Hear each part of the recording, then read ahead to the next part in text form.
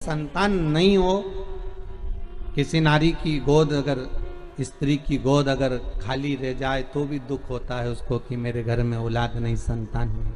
पंच पुष्प में से एक पुष्प पारिजात का फूल, जिसको हार श्रृंगार का फूल भी कहते हैं, जिसको शिडली का फूल भी कहते हैं।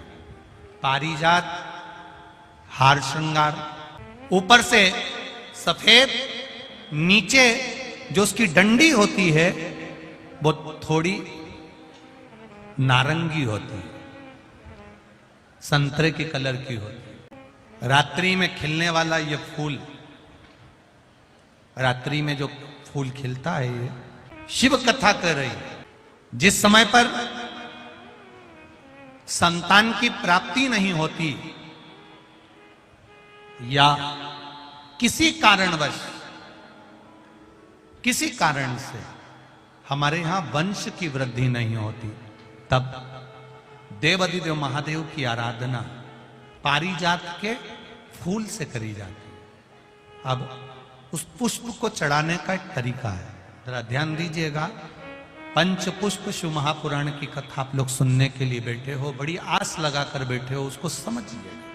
पारिजात का जो फूल शिव जी को चढ़ता है, भगवान देवाधिदेव महादेव को चढ़ता है, जैसे ये शिवलिंग है, मान लो ये शंकर भगवान का शिवलिंग है, ये जलाधारी है, ये जल नीचे गिरने का स्थान।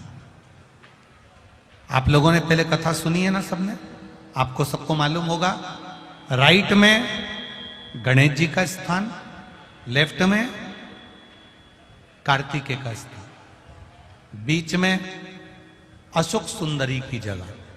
जहां पर यह शिवलिंग रखा है वो माता पार्वती जी का हस्त कमल, शिवलिंग के रूप में, शंकर भगवान के रूप में यह शिवलिंग है।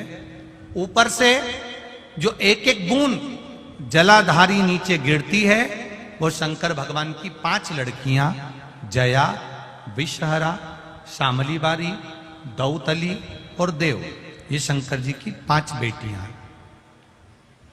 वंश वृद्धि के लिए, कार्य सिद्धि के लिए, वैभव प्राप्ति के लिए, या अपने हृदय की सुख समृद्धि के लिए, संतान प्राप्ति के लिए पारिजात, हार श्रृंगार के फूल की शिव जी को आराधना होती है।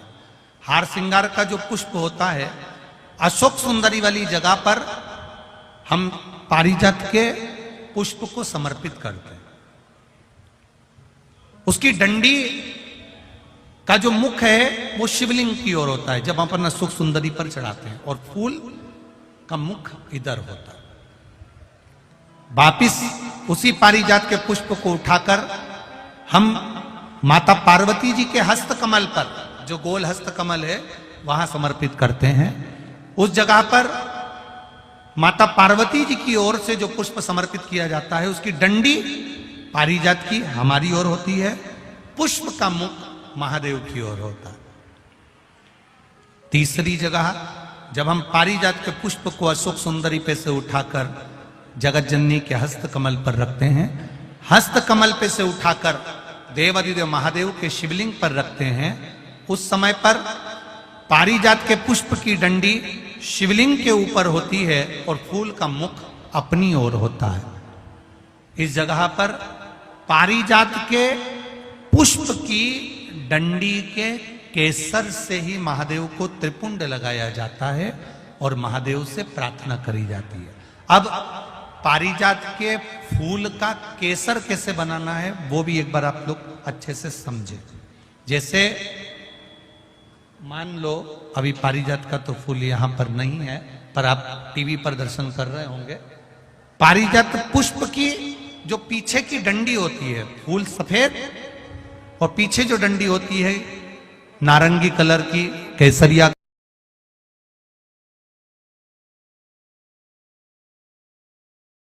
कलर की, उसको तोड़ लिया जाता है। तोड़कर ऐसी 25-50 फूल की पीछे की डंडी को तोड़कर उसको रख दिया जाता है। उसको धूप में नहीं सुखाते, केवल घर में उसको एक कटोरी में या थाली में रख दो, वो धीरे धीरे सूख जाएगा। सूखने के बाद उसको पीस लो, पीसकर उसका चंदन तैयार हो जाएगा। पारिजात फूल की उस डंडी का। और जिस समय वंश के लिए, सिद्धि के लिए, कार्य सिद्धि के लिए या वैभव प्राप्ति के लिए हम पारिजात का पुष्प देवादिदेव महादेव को समर्पित करते हैं, उस समय इसी को पानी में घोलकर देवादिदेव महादेव को जब आप लगाएंगे तो जैसे केसर घुलती है, केसर का जैसे कलर होता है, केसर जैसी सुगंध करती है, वैसे की वैसे ही ये पारिजात की जो डंडी आप लोगों ने सुखाई है, वही डंडी का जो चंदन बनाया है, शिव जी को लेपन करा है, उस समय पर अपने हृदय की बात आपने जो देवादिदेव महादेव को कही है, बस वही सुगंध हमारे जीवन में आना प्रारंभ हो जाती है। वो पारिजात हार श्रृंगार। अब जरा ध्यान दीजिएगा, हार श्रृंगार के पुष्प, पारिजात का जो पुष्प है, सोमवार की अष्टमी पड़ने पर यदि हम देवादिदेव महादेव की पारिजात के फूल से आराधना करते हैं, स्मरण करते हैं, तो उसका फल भी हमें अधिक प्राप्त होता है। पारिजात का पुष्प, हम तो यहां तक कहेंगे अगर आपके यहां हार श्रृंगार का पेड़ लगा हो, पारिजात का पुष्प यदि आपके यहां होता हो, रात को खिलता है, सवेरे मिलता है, ऐसा पारिजात का अगर वृक्ष आपके यहां लगा हो तो प्रयास कर लो। 12 महीने शिवरात्रि आती है, बोलो आती कि नहीं आती? आती है ना 12 महीने। 12 महीने शिवरात्रि आती है। कैलेंडर पर एक गोला बनाकर रख देना कि हमको ये शिवरात्रि आई है, हर महीने की शिवरात्रि तुम्हारे ध्यान में रहेगी। एक पारिजात का पुष्प, हार श्रृंगार का पुष्प एक अगर देवादिदेव महादेव को आपने चढ़ाना चालू कर दिया, समर्पित करना प्रारंभ कर दिया, तो आपको पीछे पलट कर देखने की जरूरत नहीं पड़ेगी, महादेव हाथ पकड़ ही रहता।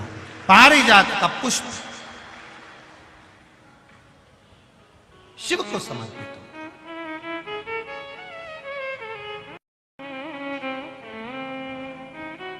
सफेद कलर का पुष्प है, आप टीवी पर दर्शन कर रहे होंगे, केसरिया कलर की, नारंगी कलर की उसकी डंडी है, भगवान शिव को समर्पित। पारिजात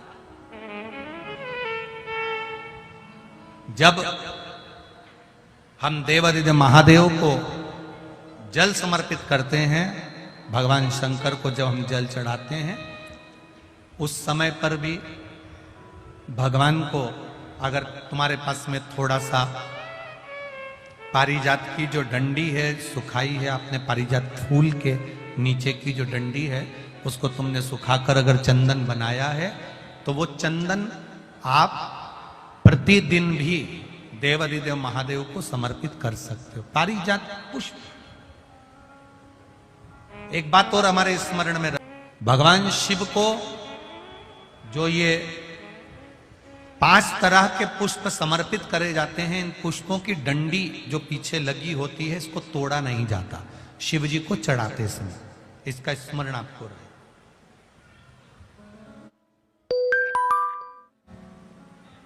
तीन शिवालय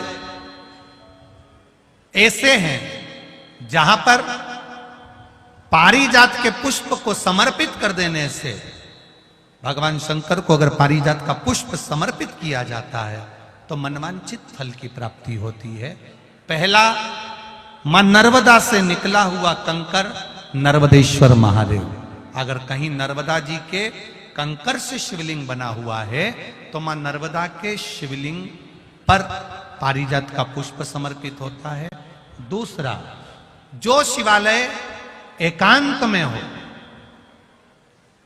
एकांतेश्वर महादेव जो एकांत में बैठे हो, भले ओटले पर बैठे हो, अकेले बैठे हो, एकांत में बैठे हो, वो एकांतेश्वर महादेव पर भी पारिजात का पुष्प समर्पित कर देने से, अगर कोई अदालत का कोर्ट केस होता है तो बाबा देवादिदेव महादेव का मात्र पारिजात पुष्प का स्मरण या उसको समर्पित कर देने से भी फल की प्राप्ति होती है। तीसरा, ऐसा शिवालय जो नदी के तट पर हो, सरोवर के तट पर हो, कुंड के तट पर हो, बावड़ी के तट पर हो, कुएं के तट पर हो। आप सब लोग तो ग्रामीण क्षेत्र के निवासी हैं और जितने लोग भी कथा सुन रहे हैं आस्था चैनल पर, फेसबुक, यूट्यूब पर, सबके स्मरण में होगा, पहले हमारे जो पूर्वज होते थे वो कुआं बावड़ी के पास में शंकर जी का शिवलिंग रख देते थे। ध्यान में होगा, जिसको स्मरण में होगा उसको मालूम होगा।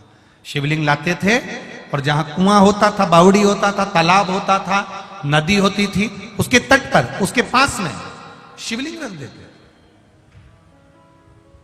कारण क्या है? किसी जलाशय, कुआं, बावड़ी, तालाब, नदी, सरोवर, इसके पास में जो शिवलिंग होता है, उस शिवलिंग को बहुत सिद्ध करने की जरूरत नहीं होती। स्वयं गंगा मैया उस कुंड बावड़ी के रूप में रहकर शिवलिंग को सिद्ध कर देती है और वहां स्वयं विराजमान हो जाती है महाराज। वहां पर भी यह हार श्रृंगार, पारिजात का पुष्प शिव को समर्पित किया जाए। 3 जगह ऐसी है जहां कभी मौका मिल जाए और तुम्हारे पास में पारिजात का फूल हो और कहीं तुम्हें मिल गया, तुमने आज्ञा ले ली, हम ये पुष्प ले लें क्या, और लेकर अगर आपने चढ़ाया है तो उसका फल जरूर मिलेगा। पारिजात, हार श्रृंगार का पुष्प। चंदन भी प्रयोग कर सकते हो उसका, चंदन।